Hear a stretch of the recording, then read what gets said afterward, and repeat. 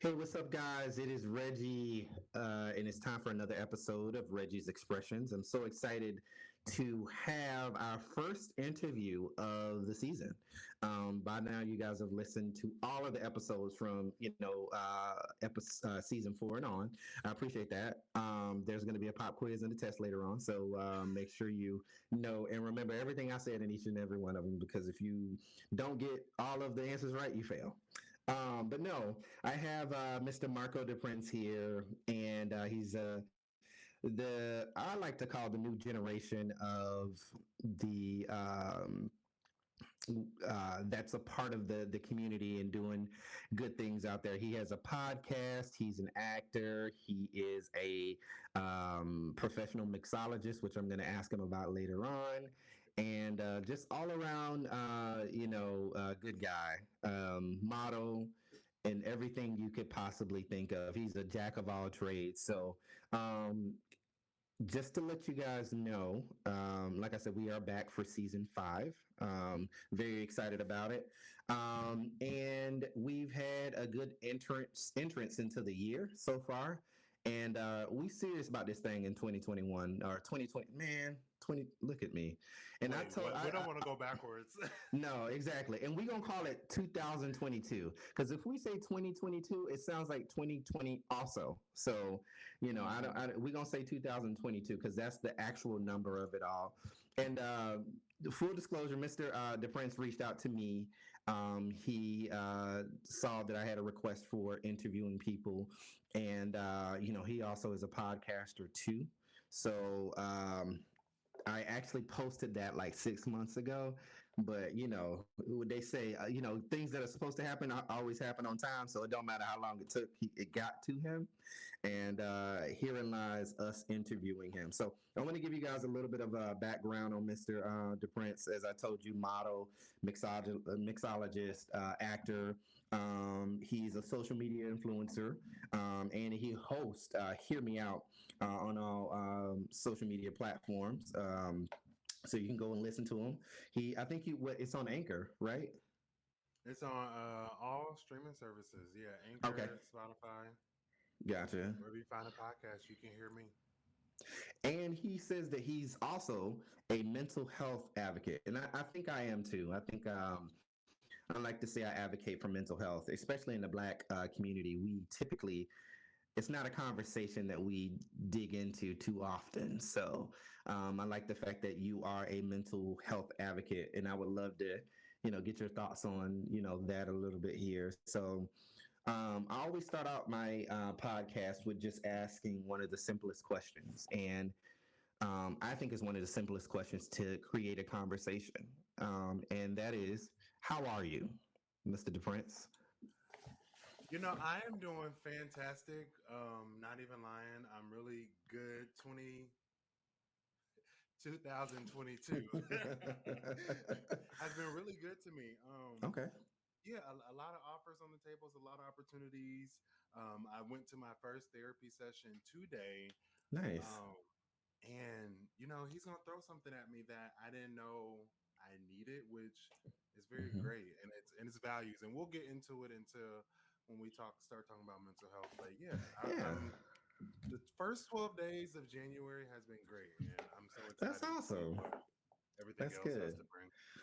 Yeah, that's and I can say the same too. I if you guys have listened to the other episodes, which I'm sure you have, you already know that I was able to, secure some sponsors by local businesses that we have. One of them being Worthy Cakes, which has the best. It's the best way to eat cake. She puts them in a mason jar, and I don't know if that mason jar has some like extra stuff in there, but it's super good. But she has all flavors and types. It's worthycakes.com. And then we also welcomed in another sponsor, Taqueria El Alacran, so Mexican restaurant. It's authentic Mexican. It's one of those off the beaten path places, like not places, but spots of Ocoee. Like if you ain't looking, you ain't gonna find it, kind of thing, right? But So it's one of those places that you would get the best Mexican food ever. And they are now sponsors for 2022. So I appreciate them. And if you're in the local Orlando area, go and check out Taqueria El Alacran. and you can actually go on worthycakes.com and actually buy their cake. So I'm very excited about that. So, but yeah, I would have to agree. 2022 has been great so far. I started my business and launched all that other stuff, and I'm just excited to see what the rest of 2022 is gonna get. So, we're gonna go ahead and get this interview started. Oh, we were talking a little bit about how you are. You were talking about therapy. What else going on, man? What else? I have my website. By the time like this episode comes out, my website should be launched. Okay. I like when, shameless plug, but shout out to Danny. Like when I first came to her, I had a blank canvas when it came to my Mm-hmm. website because I felt like being on so many social media sites, Mm-hmm. you get to see so many different personalities. So in my head, I was like, why not bring all those to one? Like, why not have your own domain? Everybody Okay. else do. Like, That's make true. it easier for the people that's looking for you. Mm-hmm. And I had no idea what I wanted to look like or navigate or anything, but I was looking at it before I jumped on, and Mm-hmm. I was just like, I was amazed by like all the work that I have done and Mm-hmm. the work that I'm gonna do and the creativity behind it. Like I say that because it's not too many times where I sit down and I'm just like, congratulations, Marco. Like you've been doing it. Mm-hmm. Like, but that was the time, like 30 minutes. I was just like, I'm really on to something, and I'm That's good. thankful. So That's I'm good. in a really good high energy. That's good. And I like what you said about that because, the one thing you hear all the time is the fact that we are our own worst critic, right? So the fact that you took the time to celebrate, something that is near and dear to you is good. You should celebrate the small victories, the little joys in your life, because that's what's going to bring you long-term happiness. Not saying that what you did was little, but anytime you can celebrate yourself, I think is exciting. So shout out to you on that, and I'll make sure that I get that website from you so I can put it in the show notes after it's all said and done. So. Yes, Um, sir.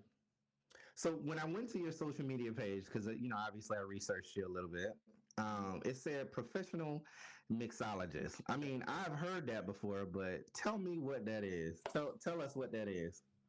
And in my terminology, professional mixologist is bringing the vibes and making good drinks. Two Okay, things that I do. Like right now, I'm drinking a caramel apple drink that crown apple with a Smirnoff green apple mixed in. I put hmm a little bit of caramel liqueur in it and called it a caramel apple. that sounds really tasty. I hadn't eaten yet, but that sounds amazing. I'm gonna have to, yeah. I actually don't drink, but that sounds like something I would gulp down. Yeah. So yeah, So I how did just you like get into? Go ahead. no. Go ahead. I was going to ask you, how did you get into? So I'm assuming it's bartending. Would it be safe to say Yes. bartending? Okay. Hmm. How'd you get into that?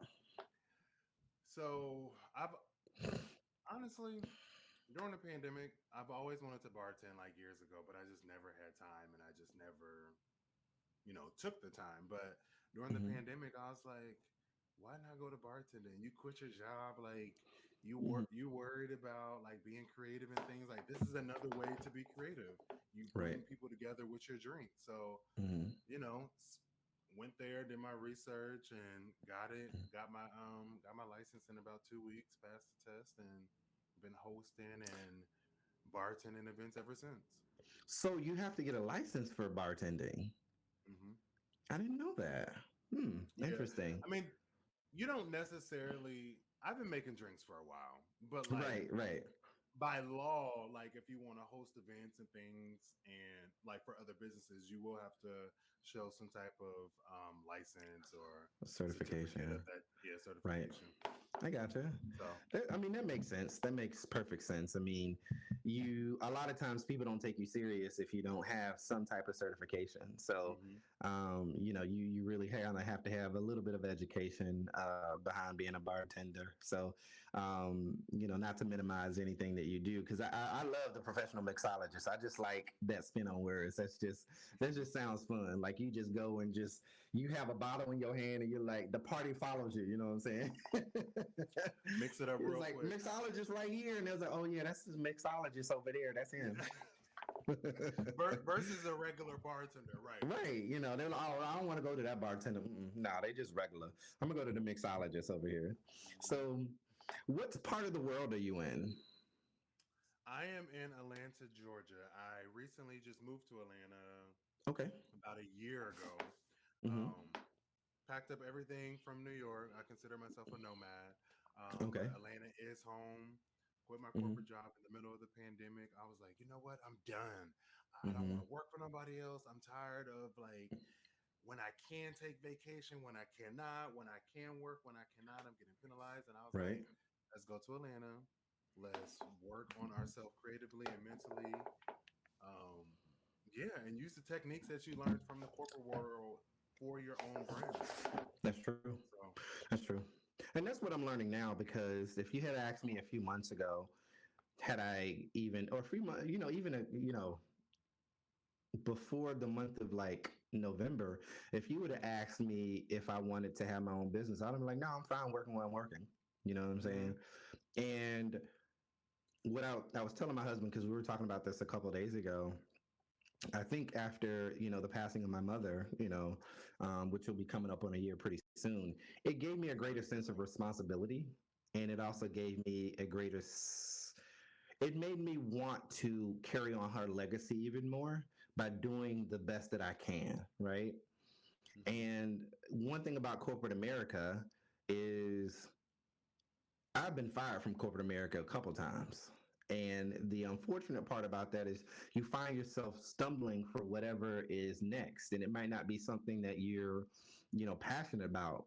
And then it becomes about money. And that just makes the process in terms of transitioning worse. So I don't want to put myself in that position again to where I don't have a plan. So having my own business is a sense of security because I'm still going to work full time. I'll be doing the notary, the podcasting, and the officiant part time. So, I'm hoping that everything kind of works out. Not hoping. I know it's going to work out. It's just going to take a little bit of blood, sweat, and tears for me to make that happen. So I get it. I completely get it. So you've been here for a year, or you've been in Atlanta for a year. mm-hmm. Why Atlanta out of all the places in the world? So I've always wanted to live in Atlanta. I had a wild 20s, and I just know that I would never survived in Atlanta in my 20s. Like, Mm-hmm. I'm just gonna, yeah, that's what it is. I just know I wasn't ready. But then also, like, living in New York, like, we were in a pandemic, so everything was closed. I had Right. time to think, I had time to research and do things. Atlanta was booming. Atlanta Yeah. was popping up on my timeline. Yeah, they was fighting in the club and stuff, but there was Mm-hmm. businesses. People didn't Mm-hmm. give a fuck. They were still grinding, creating businesses and doing this. I was like, I need to be a part of that network. I need to be a part Mm-hmm. of the black community and building businesses and being in different spaces so my energy can touch people. And Right. again, there was no other city open. I could have moved to a Mm-hmm. city, but like Houston was on my mind, but I was like, yeah, Houston's not doing good creative, or not. I don't want to say good, but they're they they weren't on the level as Atlanta during the pandemic. Right. Yeah, they were still doing brunch and things, but like Atlanta was open. They were still Mm-hmm. filming, they were still brunching, they were still doing like live Mm-hmm. events and things. And I was like, Marco, pack your stuff up and go to Atlanta. I knew one person in Mm-hmm. Atlanta. He opened his door to me. I had 6 months to get my shit together, Nice. and I grinded. We hung out. We did this. I got to know people, and I was like, okay, yep. Okay. The 6 month trial worked, and got myself Mm-hmm. a house and everything. Nice. Congratulations on that, man. Thank you. Congratulations. Florida has been pretty open since May, but it's kind of Mm-hmm. I think well, Florida, we always on some fuck shit. So um, I, I'm gonna be honest. I love living here. I love living in Mm-hmm. Florida, and the reason why I love living here is the weather. Like for example, today the high was 72, which is warm. Here in Florida, anything above 70 is cool. We good. We can wear shorts. It doesn't matter. But as soon as you get to 69 degrees, it's like, where's the winter boots I need? Yeah. So that's the reason why I stay here. I just love how tropical it is and how, warm it is. Like on Christmas, it was like 85 degrees. That's how warm it was on Christmas. We did have some cold days, which kind of allowed me to switch it up with my gear. But for the most part, I like it when it's warm. But on the bad side of that is we have been open since May of 2020. Our COVID numbers have shot up through the roof. The COVID numbers now have shot up through the roof, and that's just because people don't want to wear their masks around here. Around here. I don't care about you choosing. You can choose not to take the shot. You don't have to. The vaccine. You ain't got to. But at the very least, protect yourself. You know what I'm saying? So you don't bring it home to your cousins and uncles who have compromised immune systems. You know what I'm saying? So, that's the kind of stuff that we own, and Florida's just always in the news for something that somebody did crazy. But I like living here. Atlanta, I have a lot of family members that live in Atlanta. We were there August of 2020. I have brothers and cousins all up in this city. But I'm just not a fan just because of, number one, the traffic. I hate that traffic. It's horrible. And then the traffic. If I had to say. I live outside of the city, and every time that I have to go into the city, I'm just like, Lord, give me strength. Let me pray, because I might have to cut somebody out, because these Negroes here, they do not know how to drive. No, they go 90 miles an hour. And then hit their brakes. And I'm like, go, there's no one in front of you. Like, what are we doing? Because they scared themselves going that fast. That's what it was. They're like, oh, shit. Oh, woo, I'm going 100 miles an hour. Let me slow down. That's what it is. And then you got to go get on 20 to get on 75 and 65. It's too much. It's too much. Let me tell you, these intersections and twists and turns, I'm like, yep, that was the exit that I needed, but we're just going to go. We're going to take the scenic route today. Yeah, we're just going to talk. Just turn on another song. We're just going to do this a little bit longer. I'm going to double back and play this same song so I can, and the exit don't be close at all. It's like 17 miles to the next exit. It's like, come on, Atlanta. But I do enjoy going. It's a good distraction. It's a nice city, and it's a lot of Black folks up there, so I like that too. That's my most. So, yeah. So you mentioned that you had a podcast, and Hear Me Out is the name of the podcast, right? Correct. Okay. How did you get into podcasting? So, I never felt like I had a space to freely say what was on my mind and like literally like be open me. So when I was in New York, my friend AJ, shout out to AJ, he did podcasting. I knew about podcasts. I was very heavy on podcasts. I listened to them. I just didn't know how to get into it.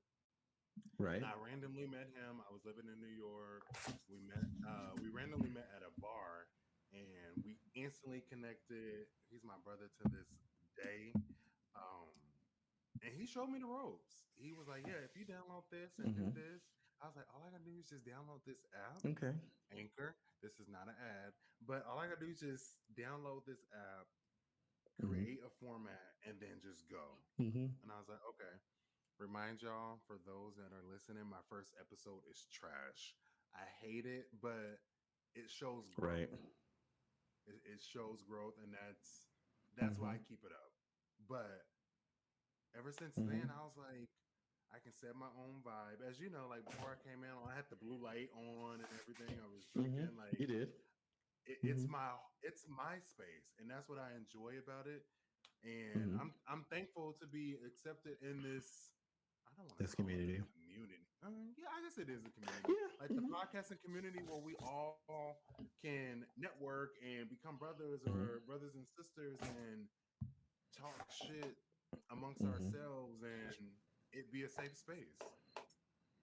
So I love Right. podcasting. It's the I best like thing that. that ever, I don't want to say ever happened to me, but it has really it has really helped me turn over a new leaf and Yeah. make and Yeah. help me be unapologetically me. Right. I get that. I completely get that. The thing about podcasting is they talk about growth, right?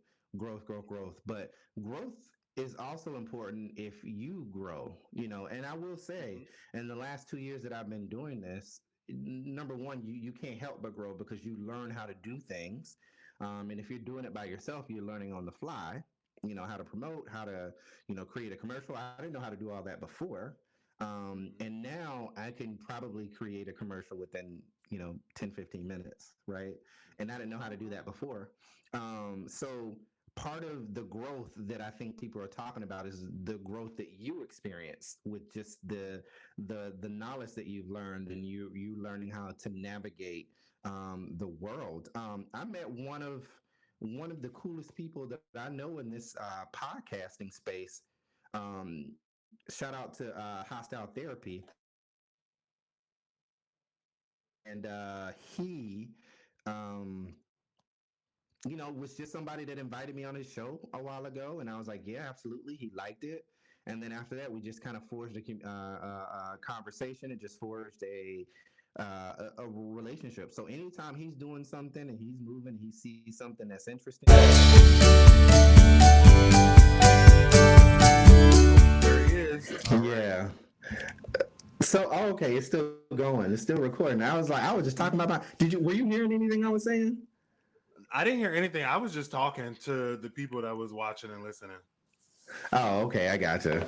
I don't know what just happened. I ended up having to turn my Wi-Fi off. It's not a big deal, but Mhm. this is actually my office. It's my office where I do my work, and then I turn it into a podcast studio. Okay. I'm gonna move over. Oh, other way. Um, you see the picture that is right here. Yeah. Yeah. So the young lady that's above my finger is actually a really good friend of mine. Darlena McDonald. She passed away in 2019. Hmm. She was the one that inspired me to do the podcasting because when I was younger, I was really into radio. And I really enjoyed doing that whole ordeal. But, when I found out you got to work for free and all this other stuff, I was like, nah, that's not, I'm good.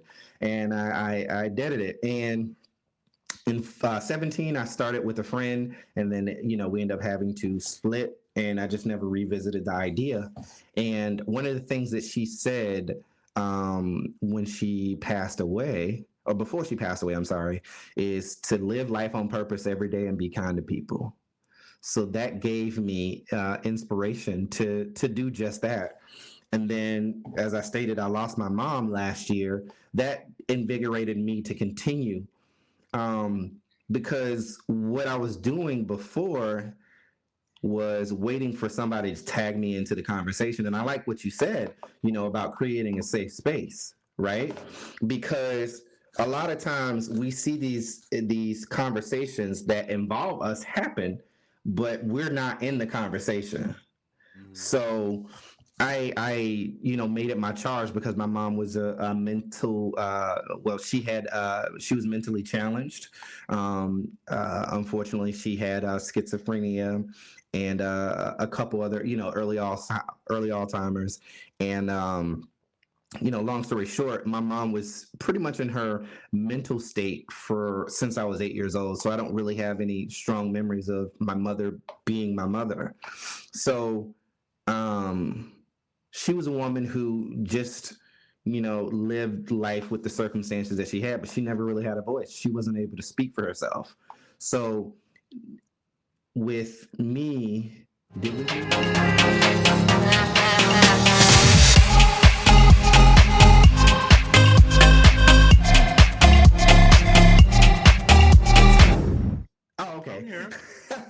You I weren't moving. I got scared. I was like, this reception too good. That he ain't no, even moving. I'm just enjoying the conversation. Oh, I'm sorry. So, but yeah, she, she passed away, and I felt like it was my charge to make sure that even though she didn't get an opportunity to express herself, I can, live out her legacy and do that. So, that's been my charge, and that's what made me want to do it more. Those two women inspired me to continue this path. So, I get it. As you were talking about earlier, we both like to talk. I agree with you. And this gives me an opportunity to kind of process some of those thoughts that I have in my head that are really heavy. And podcasting, I think, really gave me an opportunity to heal some of those wounds and, not live in the regret of what I should have done and live in the opportunity of doing what I can, because even though they're not here physically, they're everywhere, so they can see. So it makes me more adamant about making sure that I make them proud. So, but yeah, May I ask you a question? absolutely. Do you do you feel like podcasting has helped you mentally as a person also? Yeah, I do. I really do.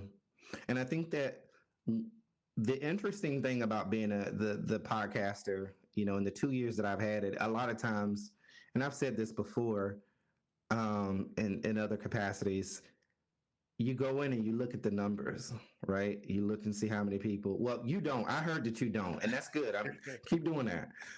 Keep not looking at the numbers, because that, trust me, there are days I'm like, I don't understand why ain't nobody. But it is what it is. But um, the most impactful thing that I had is it was a brother of mine a few months. Actually, it wasn't a few months ago when I was doing the community series, and with Keys Ali, you can find that on YouTube. But long story short, I have a brother who's also in the LGBT community too. Um, um, and we're kind of estranged. And long story short, one day he called and he was like, "Man, I know we don't talk often, but I want to tell you that I'm proud of you and I appreciate what you're doing. So keep doing it."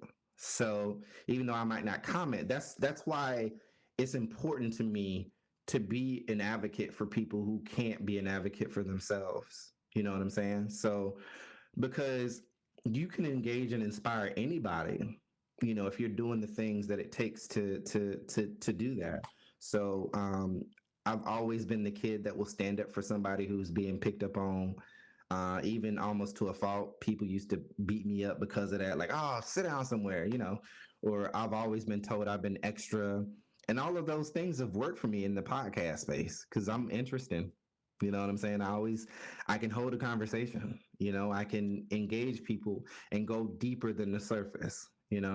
So, And you can have different conversations. You don't have to have the same conversations right. with every single person. So Hmm. I love it. I, Hmm. I'm not gonna say everybody should have a podcast, but like like Yeah, you should be open to it, or willing to tell your story. And I think Mhm. sometimes we have a tendency to hold on to that pain that is caught that we have in our lives, and we think that what we do is we hold that pain close to us, and it Right. becomes an inspiration for us to not do that again.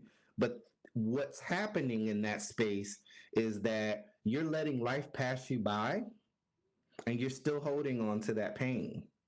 It's not making you stronger. If anything, it's making you bitter and making you a lot more weighted and heavy and awkward and strange and mad at the drop of a dime because you haven't let go of that pain because you think it makes you who you are when it was only a small portion of your life, you know?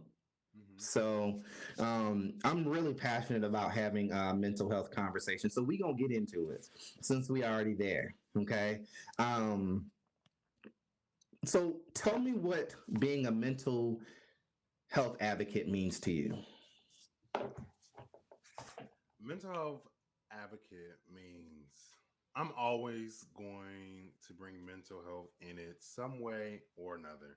Not Mm-hmm. for it to be my business, but for you to be aware that therapy does work. I am a Mm-hmm. living testament.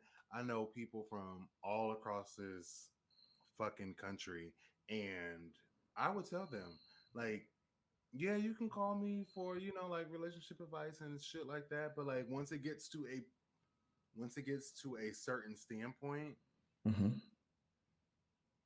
whatever that is in that conversation, like I'm just gonna be like, well, I'm just gonna say go see a therapist. Like I'm Mm-hmm. not licensed. Like, Mm-hmm. yeah, I can give you friend advice, I can give you brother advice, I can, Mm-hmm. give you best friend advice, but like Mm-hmm. this is deeper than what I personally can go. Right. And want to I don't want to like say like steer you, because I would never steer anybody in the wrong direction, but Mm-hmm. after a certain point, I personally clock out. Like that one friend, just we Mm-hmm. all have it where they always call you about their significant other, like he or Mm-hmm. she X, Y, and Z, he or she X, Y, and Z. 3 weeks later, okay, we're good, we're good, we're good. 3 weeks later, let me tell you what he did. And I'm just like, okay, my friends know they got 3 times to call me. They, and it's not being rude, but it's just like as a friend and the way that I see our friendship going, I don't want to continue to have the same conversations over and over and over.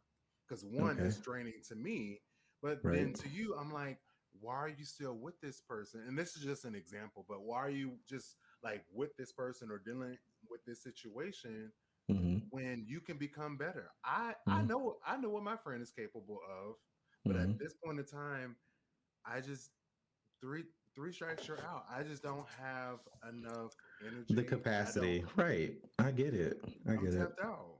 Mm-hmm. So Mm-hmm. I'm always gonna tell people to go to therapy, and it's not Mm-hmm. to throw it in your face or say that I'm better or anything like that, but it works. Like Right. I'm a living testament. It has worked for me. I never believed in love. Well, Mm-hmm. I never believed in love, fall in love, and then Mm-hmm. fell out of love. And then I was like, you know what? Niggas ain't shit. And then I was like, you know what? We need to work on where that message is coming from. Mm-hmm. Like, you can't continue to walk through life and think this and think that when love is everywhere. Right. Love is in your friends, love is in a relationship, love is with your family. But Mm-hmm. ever since then, I had that conversation with myself. I was like, we're gonna go to therapy and we're gonna really get down to the root of this, so you don't bring that negative energy on the friends or your family or your relationships that you are quote unquote talking about. Right. It's like a double standard. True. So And the when I explain to people about mental health is unfortunately with a lot of black folks, and I can only speak from the black experience. You know what I'm saying? I can't speak for anybody else, right? But I know that we struggle with we struggle with the idea of mental health because it's something that we can't see. You know what I'm saying?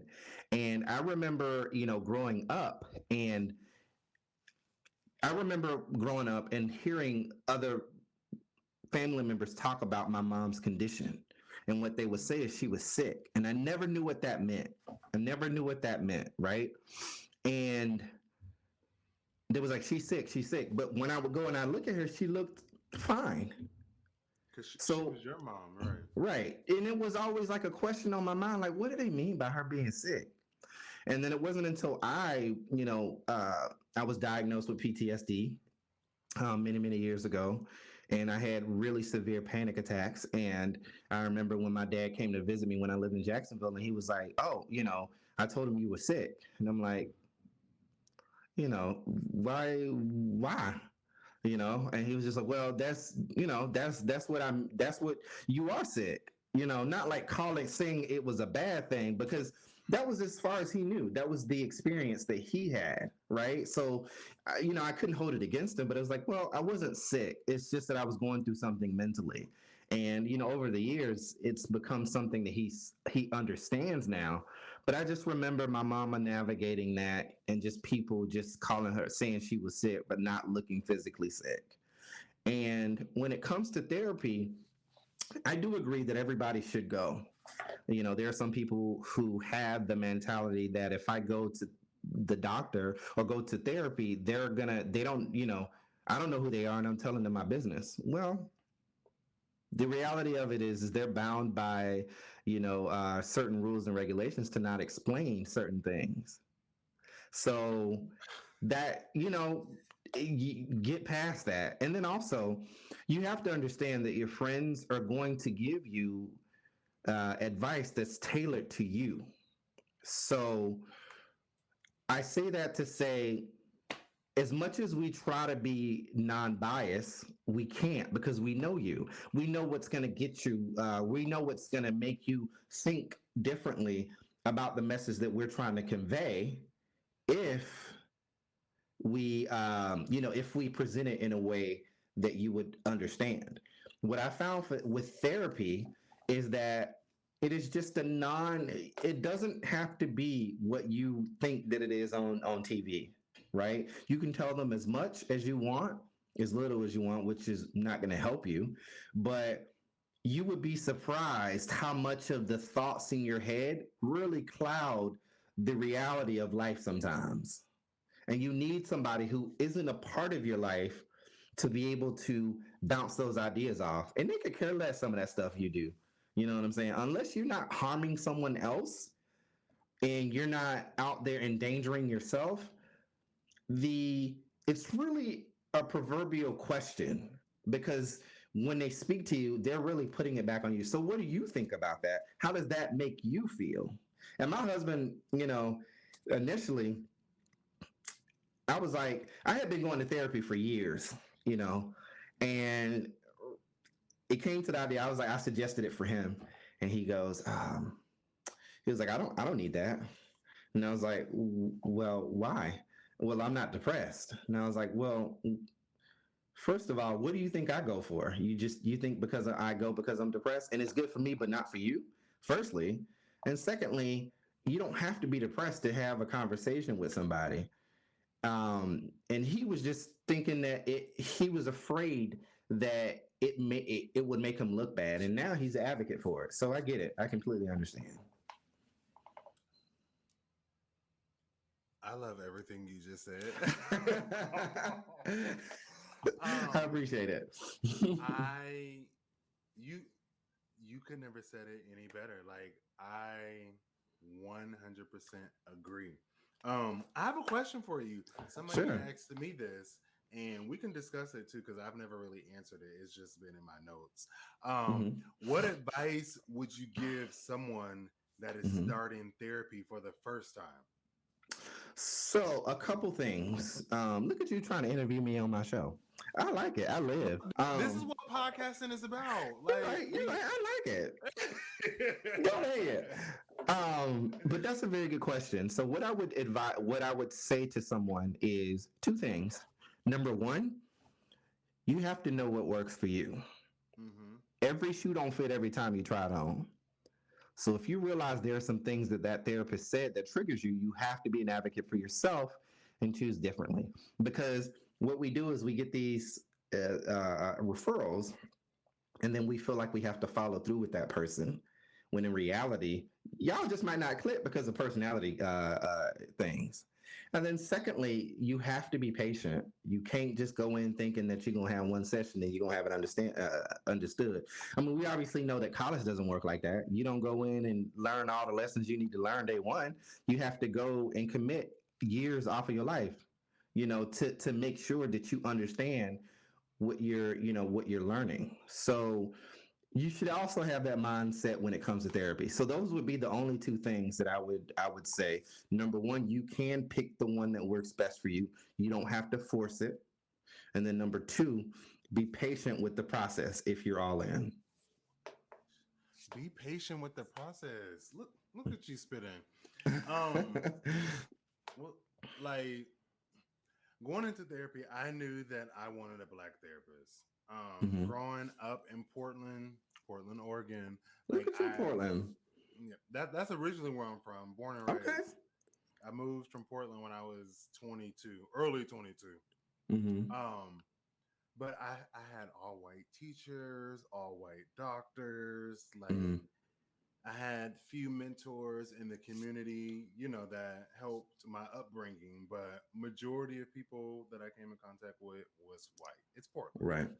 No Mm-hmm. disrespect to my home city. Shout out to 503. But I knew going into therapy, I wanted a black therapist. Mm-hmm. And that's my preference. I Mm-hmm. had someone close to me about like a week ago now, maybe a week or two ago, asked me like, why did I pick a black therapist over a white? And I was like, Mm-hmm. I just never. I was like, where I come from, I never Mm-hmm. really felt accepted in the black community. But Mm-hmm. then I also never felt accepted. Excuse me, I always get those mixed up. Y'all know words mean things. Yeah, they Um, do. but I never felt accepted in the gay community. So I Mm-hmm. was like, I want to create this space for my therapist and I to help me navigate what I'm going through. I had two Mm-hmm. black female therapists when I first started therapy for the first time. Yep, they were good. And then I took 6 months off to Mm-hmm. navigate what went good, what went bad. And I also was moving from New York To to Atlanta. right. And I was like, I didn't like how they babied me and always told me, oh my God, you're doing good, you're doing that. And I was like, you know what? I think it's time for a male like Mm-hmm. therapist. I've Mm-hmm. never, all my doctors have been female. Mm-hmm. And that's a leaf that I'm flipping over that I noticed on my own. Mm-hmm.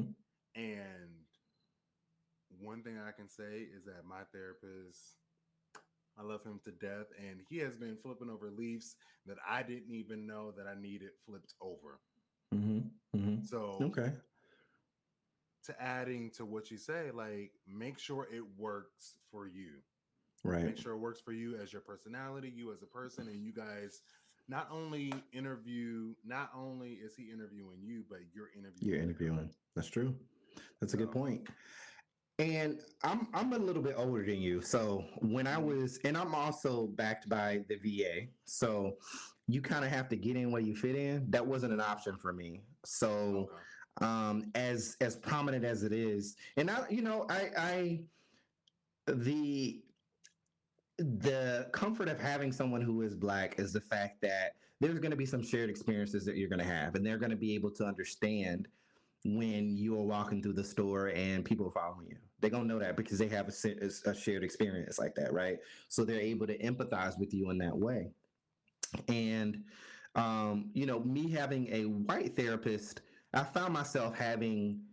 It wasn't really a push and pull. I will say that he does a very good job of trying to understand, and he asks the right questions when it comes to so shout out to Dr. Connolly. He does his thing. I appreciate him pushing me in a way that he does. And I also like the fact that he doesn't understand the black experience too, because it gives me an opportunity to explain it in full. You know what I'm saying? So you can get the entire context, Not saying that I would expect somebody who's black as well to be like, oh, yeah, yeah, I already know, because obviously there's a process to what you're saying, and there's a certain cadence that you have when you're storytelling or explaining your situation, that, that they would be, completely cut off that experience. But I think it's important that we let people know that, yeah, you do have to right fit your therapist, just the same as you have to do when it comes to your doctors, too. Unfortunately, here in America, when it comes to Western medicine, a lot of it is driven by money, Hmm. unfortunately. And it isn't necessarily the best interest of you. That's why you have to be an advocate. Just to let I diagnosed myself with anxiety, right?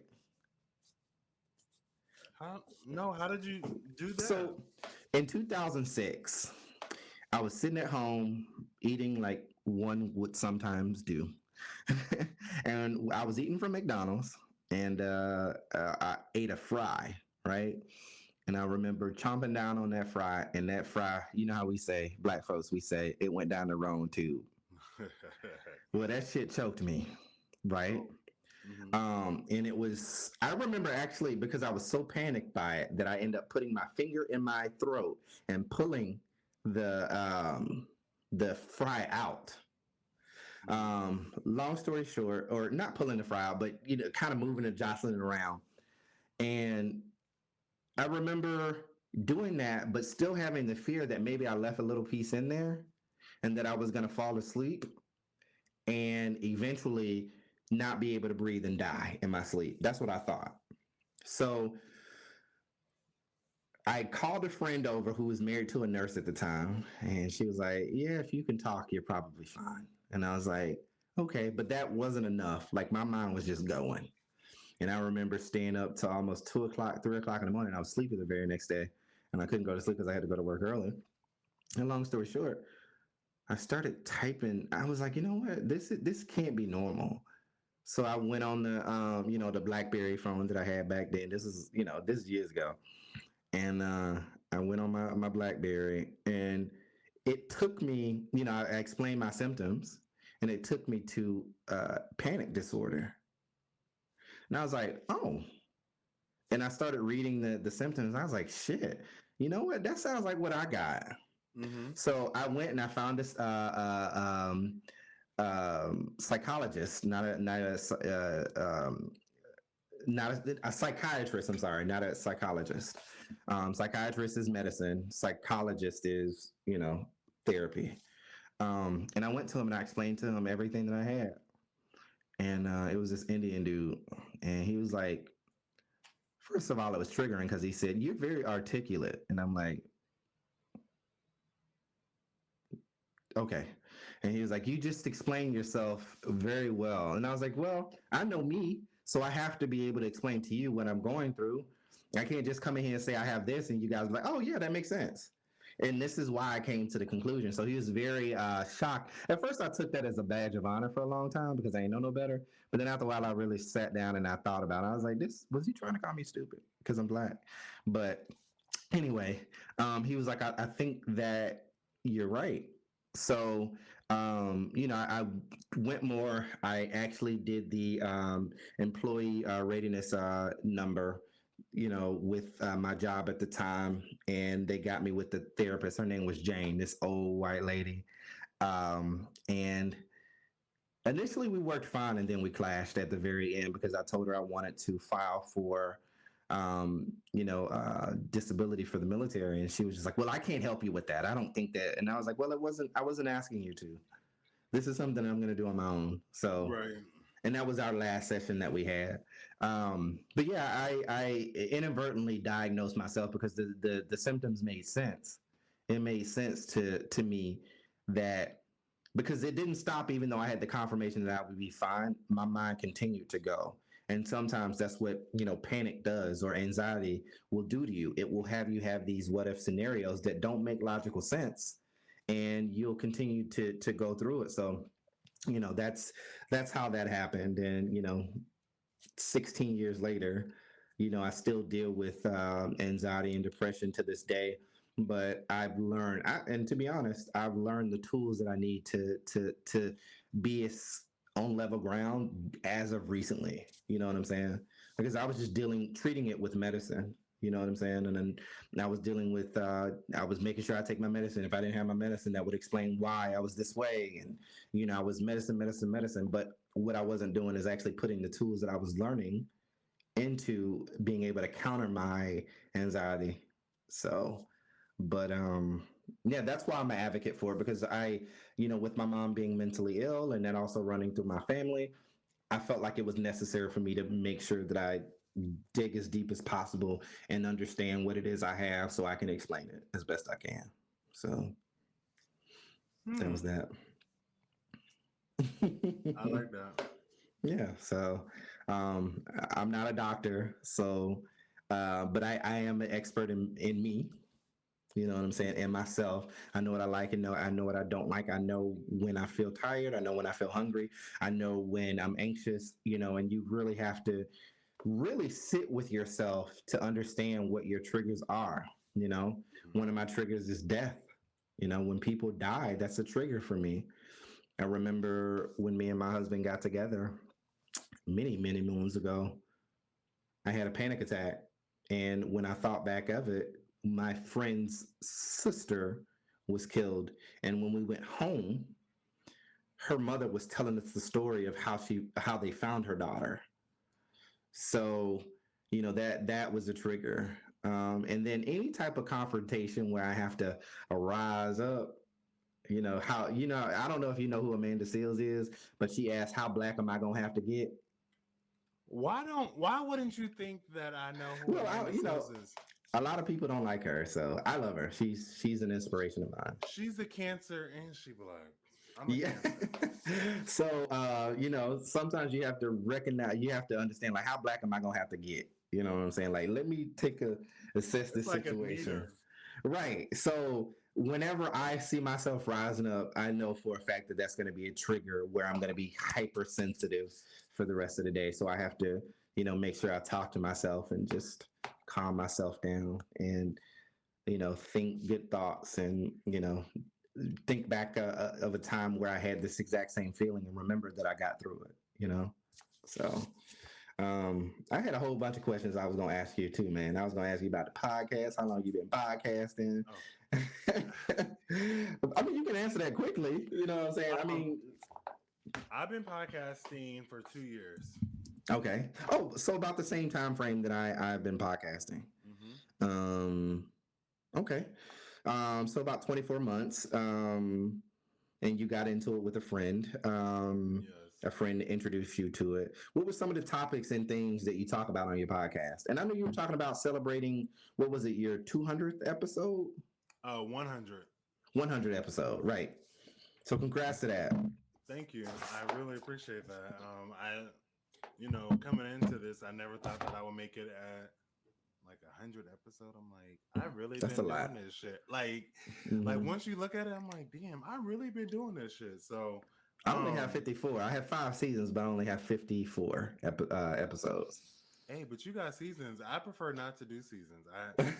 I don't like. People tell me I should do seasons, but I'm like, I like the weekly updates. Like, I don't like seasons because then I gotta stay on a topic, ideally, for that moment of time. But yeah, no. But yeah, 2 years. Topics I talk about on my podcast, obviously my mental health journey and what I'm going through, relationships, unpopular opinions, and shit that triggers me in the news. And as the news, I mean like Twitter and the shade room. I'm glad you were very specific about that. So question for you. What's an unpopular opinion? I sounded real country when I said that. What's the unpopular opinion? Okay, so off the top of my head, Rihanna, or let's go back. So Wale Bad, the song, he has Tiara Thomas and Rihanna. Rihanna's on the remix. Okay. I personally believe that the original was better than the remix. The original is with Tiara Thomas, okay. And she was the one that also wrote the songs with her, who won the Grammys and the Oscar and all that fun stuff. Correct. Shout out to her. Yeah, so I personally believe Tiara Thomas sung her ass off of that. She wrote her ass, and when I hear Bad featuring Rihanna, not saying it's trash or anything, but just comparing those two tracks to each other, I prefer the original versus the remix.